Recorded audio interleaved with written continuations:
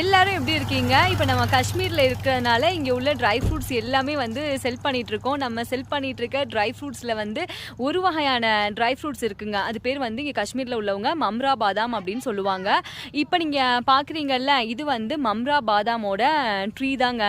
It is not ripe this time. It can be eaten raw also. Raw also. And raw, this is very tasty. என்னோட husband வந்து சொல்றாங்க, இங்க உள்ள காஷ்மீர்ல உள்ளவங்க இந்த மம்ரா பாதாமா வந்து ராவாவும் வந்து ஈட் பண்ணுவாங்களாங்க. பாத்தீங்களா இதோட ஸ்டேஜ் எப்படி இருக்குன்னு? At this stage, it can be eaten raw. Huh.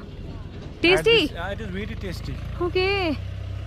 But inside seeds not available? This time not available. Okay.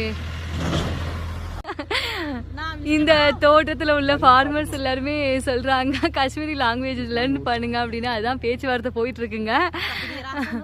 பாத்தீங்களா எப்படி இருக்குன்னு? இந்த மம்ரா பாதாம இங்க காஷ்மீர்ல உள்ளவங்க வந்து என்ன பண்ணுவாங்களா, இந்த ஸ்டேஜ்லயும் வந்து ராவா வந்து சாப்பிடுவாங்களாங்க. இதுதாங்க ஒரிஜினல் மம்ரா பாதாம். அதே மாதிரி மம்ரா பாதாம்ல வந்து நிறைய ஆயில் ரிச் கண்டென்ட் வந்து இருக்கு. அப்படியே வந்து கொடுப்பாங்க, ஆயில் எதுவுமே எடுக்காம. இந்த பாதாம் ரொம்ப காஸ்ட்லியும் கூட.